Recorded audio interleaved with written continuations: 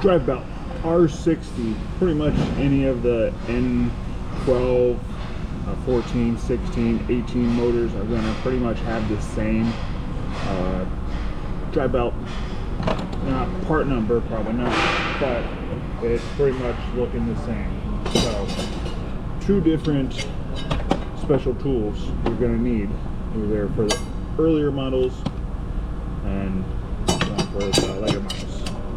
So, you'll be looking down this way. Let's see, flashlight.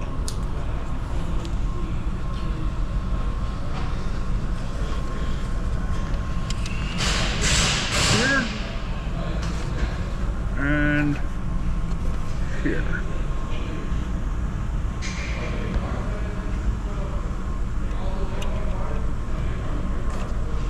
This is the one we're going to be twisting. That's the one we're going to be setting to lock it in place and take the tension off the belt.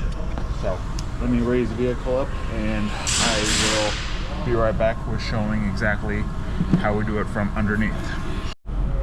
All right, view from inside. So some of the vehicles have the vent for the brakes, some don't. Remove the 4 8mm.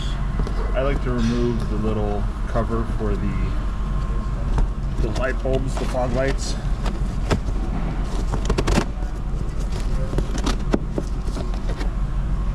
Get it out of the way.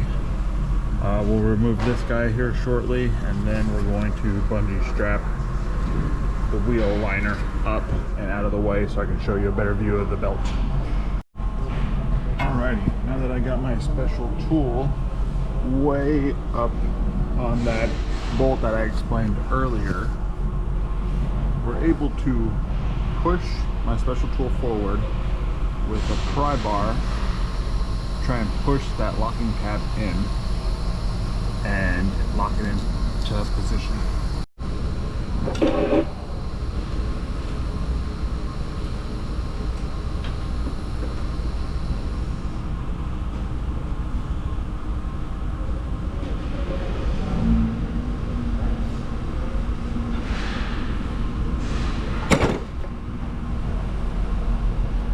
Now we got the slack off the belt with that tool in place, so that is done. Alrighty, but once again, like I said, this is the part that I was prying on, this little hex bolt part that's right here.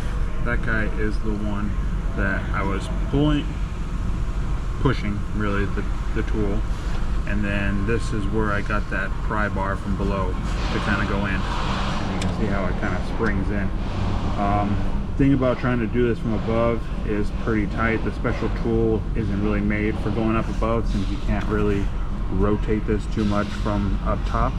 I've seen where people cut a hole through their core support and kind of get a special tool on there, but that's not how the special tool actually works. I wish it did work from above because it's easier to see, but again, this is that part that locks it, and then this is the one that we pry to move it into that service mode to be able to lock it in.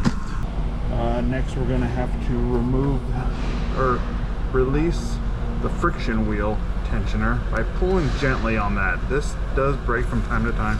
There is a place right here that has a little notch that you can pull and lock it up. Never forget this, because if you forget to put this back in when you're done with your job, your water pump will not spin, causing an overheat issue.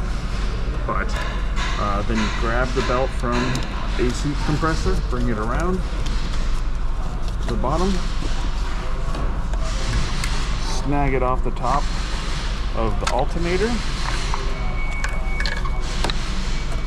pull down, and then wrap it around the crank pulley to end it and get it out. This is pretty much like the worst belt I've ever seen in my life. As you can tell, it is missing a lot of the rubber. Unfortunately, the customer only approved just the belt when they have other leaks and stuff like that, but just so you're aware, that belt is no good. Reverse order, throwing the new belt in. I will be right back.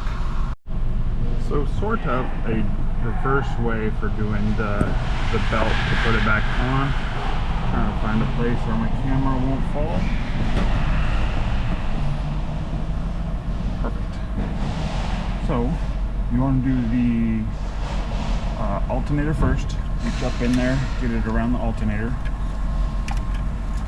You'll feel that it's in there. Go around the crank.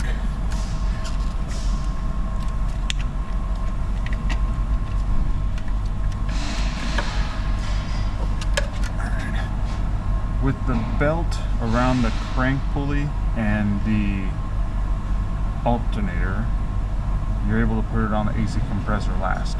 And it should go on easy if all the grooves are matched up with the other pulleys.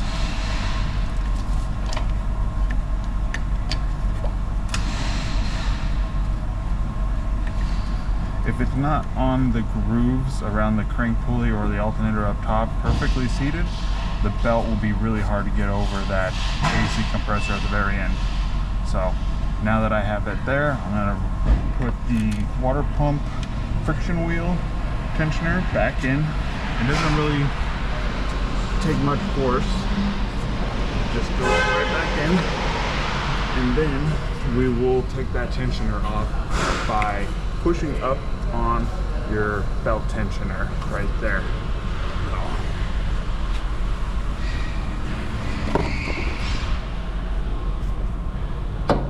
Give it a good push up.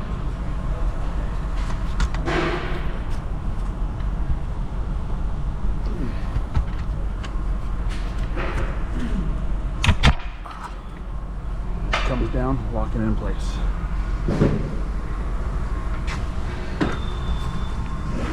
So it's a lot easier when I have two hands to push up on that pry bar, but when you pry up, that pin up top will release because the spring tension's up top, and then you're able to let down either with your pry bar, or you can do it the reverse way with the special tool. You know, put it back on, push forward, and you'll hear the click of the pin pulling out, and then you're able to release again. Another thing to do at the very end is spin the crank to make sure that the belt goes around and is properly seated on all the pulleys, and that's about it. The major thing I cannot forget is that friction wheel on the water pump. If you do not put that back in from service mode, you'll have a bad day and the vehicle can overheat. You will get a warning on first, hopefully, and then worse things will happen afterwards. But do not forget that pin.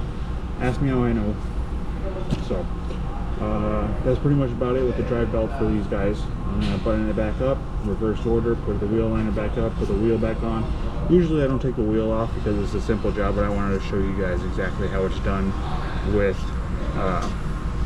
the spacing there and show you exactly what's in there. So quick, easy job. You need a couple tools, and not that bad of a job if you do a couple of them down the road. So hopefully this helps with the R series belts, and the F series is a lot harder on some of them, depending if you have the 3-cylinder or 4-cylinder, but that's for future videos. But for right now, that is how you do an R series belt. Thank you. Have a great day.